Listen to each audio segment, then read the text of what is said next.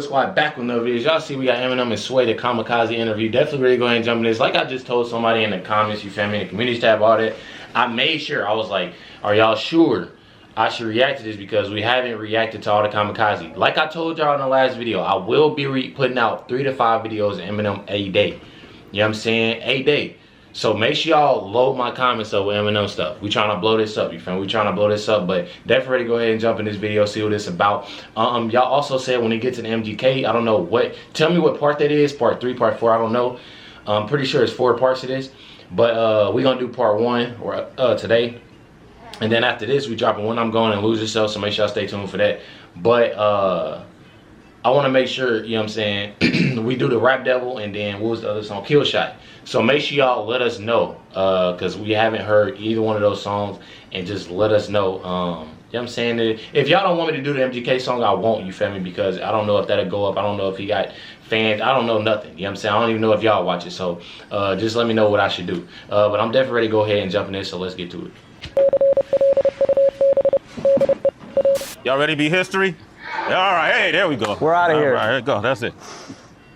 Sway. Hey y'all, So and my fault. I have to blur this out.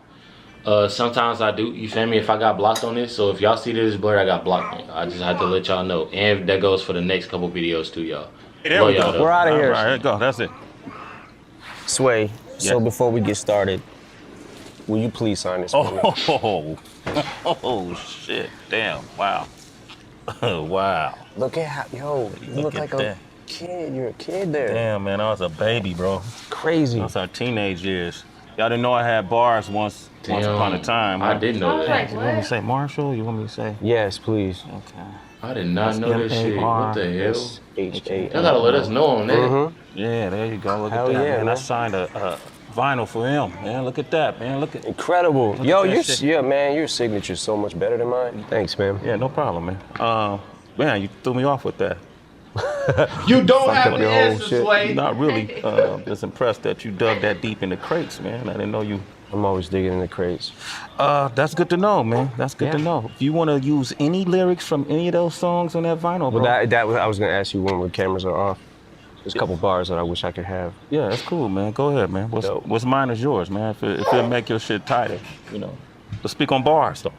Here we are. Kamikaze came out. You know, you shocked the world the way you did it. What made you do it? I mean, a Revival came out December 2017. That wasn't that long ago. It's less than a year. What made you just drop it on the world the way you did? Because I feel like the way the climate is right now, if you give people enough time to, I got an album coming out in 2 months. You give people time to say, man, he better have a song like this or I ain't fucking with it. If he don't have a song like this, I ain't fucking with it. Yeah. He better not be rapping like this. He better not be rapping about this or I'm not gonna fuck with it. And when you go into an album, you can go into anything with the mindset of this is gonna suck. And then even if you kind of don't feel that way, you're already kind of formed your opinion in front of all your friends and you know what I'm saying? Like, so I feel like giving them no warning was the best thing to do just because It's unexpected. it doesn't give people enough time to, Yeah. you know, when the Revival track list came down the pipe, Yeah, I remember that. it was like overwhelmingly this shit is gonna be trash. Yeah. And That was before nobody people- really wanted to be wrong about it. Yeah. They had already formed, I'm not saying everybody, but a lot of people had already, formed their opinions. So, Yeah, that was interesting. Like Revival really ran through the ringer, so to speak, before it even got off the ground. But you know, this is that day and age. You know, it's different now, right? yeah. You know, how have you adjusted to that? Like before, which is what I find interesting. This shit actually interesting as hell. You see, I'm locked in like a mug. Yeah. I ain't gonna cut. Yeah. Like this. You know, how have you adjusted to that? Like before, which is what I find interesting about you. Before, you spent your whole career being critiqued and criticized by organizations like LGBTQ community or college campuses or police departments, you know, but hip hop always stood by you. So that was, you know, that's where you found your refuge. But now it came from inside of hip hop. You know, how did that affect you?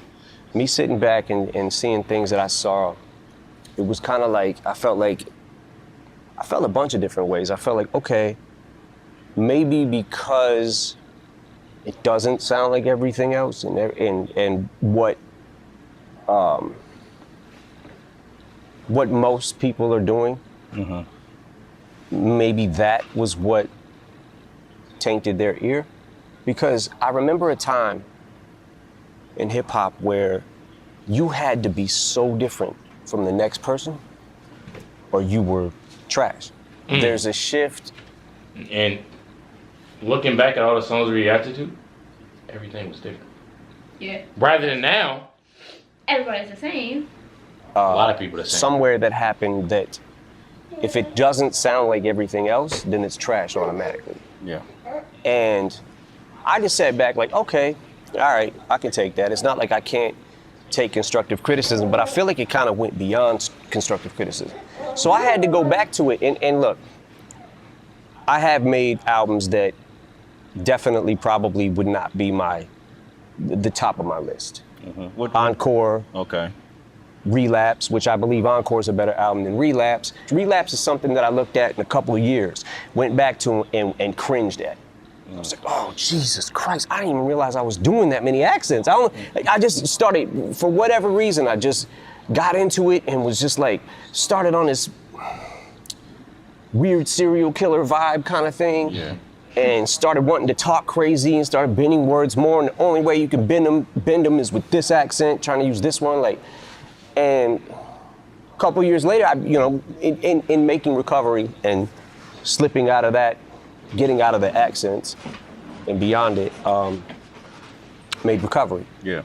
And I always say that if it wasn't for Relapse, I wouldn't have been able to make Recovery. And if it wasn't for Revival, I wouldn't have been able to make this album.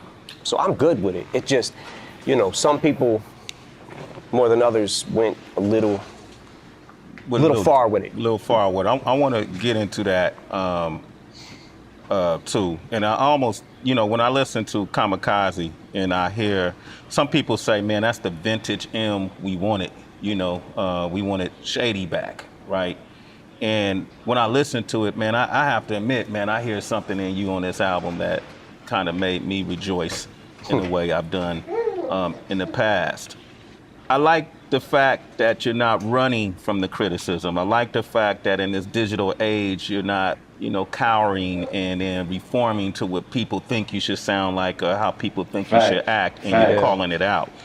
And I actually like some of these review shows that you see on YouTube, and they take people's music and they have fun with it. I look at these kids, and I see us when we were young. I see myself when I was younger before YouTube, and we'd go through a G-Rap album and, oh, this was dope, that was dope. A Far Side album, this was dope. Yeah. They just kind of doing that, right? And you address them. So you're that in tuned, like in the beginning of the Ringer, when you talk about if you critique me, you can make millions. If I critique you, there's nothing I really. Yeah, it gets into the territory where it's like you got, okay, so since the internet has become what the internet's become, and since YouTube and all that, you've got so many, how can I say this? It's almost like not enough Indians, too many chiefs. So it's like everybody on the internet, and in hip hop especially, it seemed like either a rapper, a DJ, a writer, producer, has something to do with it. And I love the fact that so many people now have been able to get on easier than it was for me or you back in the day, because we didn't have this platform. So I appreciate the platform. It's just that now you've got people that not only are doing the same thing and they can do it better, but you've got people who don't do anything and are just critiquing it. So I sat back and I'm like, okay, that's fine. People can talk crazy about me. That's fine. They should express themselves, and they have a right to. But I also get to say whatever the fuck I want about you now. like I said, I'm good with Revival. Fuck it. I don't know what it is, but this nigga just make you locked in. Like you locked in. I'm like hearing I said, everything this nigga saying. I'm good with Revival. Fuck it. Because I couldn't have made this album without that. Yeah. And there is something, I'm not gonna lie, there is something inside me that is a little more happy when I'm angry. It's like, as much as as bad as it feels to be there, there's also something about it, there's a rush of it that I like because it inspires me to say something back. So you get in that weird area too where it's like, oh, he says he doesn't care about what anybody thinks about him, but now he cares about what everybody thinks about him. No, he's just saying he don't care. He'll say anything he wants about you if you say it about him because he doesn't care. Like, there's so many different levels to not caring about shit. You know what I'm saying? But it was interesting. It was definitely interesting because I'm like, how fucking off is my ear? Yeah. Jesus Christ. Like, and then it was interesting to watch the reaction of the Chloroseptic remix verse that I did. Yeah, with 2 Chainz, and you put that out in January. You touched on, you guys formed your opinion just from a track. And that's where I was at. Yeah. At that point in time, that's definitely where I was at. What? Chloroseptic remix. I say remix. I watched people going, oh, why wasn't this on Revival? Honestly, what if I said it was on Revival? You won't know because you didn't listen probably. Yeah. But I kind of felt like, okay, I guess this is what people might want. Because I'm always stuck in that, what the fuck do people want? Like you were saying, that the old M is back and he's too old to be the old M. He can't do, like, no matter what, when I zigged, I should have zagged. No matter what. You got half and half every fucking single time. That's why. You kind of say that. You allude to it in one of the songs where you said that you set the bar so high that, you know, at this point, you know, I was like, that sound familiar. Everything's considered a failure. Like, you almost competing with yourself. Yeah. And you touch on it a lot in every song. Well, not every song, but majority of songs you touch on it, I appreciate. But I have to, like, the Joe Budden thing is really interesting because that, along with MGK, of course, is making a lot of noise out there. And it throws a lot of folks off. When Joe first started commenting, it was mixed reaction. Some people said it was disloyal. Some people said, man, he's entitled to his opinion. I would assume that obviously it got under your skin, considering the relationship you've had with him with Slaughterhouse. Yeah. How do you describe your relationship with Joe Budden? You went in on MGK. You guys had a discrepancy. You know, you go down the fucking wormhole of YouTube and whatever, right? So I see Machine Gun Kelly talks about Eminem's daughter, whatever, right? So what the fuck? Listen, my nigga seeing it on the internet. That's how you know you a square ass nigga, bro. MGK square. You know what I'm saying? You a square for that. You know what I'm saying? You know, you go down the fucking wormhole of YouTube and whatever, right? So I see Machine Gun Kelly talks about Eminem's daughter, whatever, right? So what the fuck? Click on it. Like, yo, why is he? Then he starts doing a press run, basically, about Haley. I'm like, what the fuck? Yo, come on, we about to better Yeah. chill, right? So that's not why I dissed him. The reason I dissed him is actually a lot more petty than that. Ooh. Now I'm in this fucking weird thing because I'm like, I gotta answer this motherfucker. That's the part 2. Hey y'all, let me know if we should react to the part 2 next. Let me tell y'all this. Let me know if tomorrow, cause it'll be dropped. When would this be dropped? It'll be dropped. Cause Tay coming over, so we're gonna have to rearrange some shit. It'll be dropped Wednesday. So Wednesday, we react to it tomorrow. I'm speaking cause I pre-record, but Wednesday, should I drop the part 2 and then after that do the Rap Devil and Kill Shot, or do this and then just Kill Shot, or is it called Kill Shot Eminem did and then Rap Devil was what MGK did, right? How should I do that? How should I structure it? Y'all let me know in the comments, you feel me? Then I do it exactly, whoever got the most likes, the best way to do it. You feel me? But you already know, hit that subscribe button, hit that like button, catch you on the next one.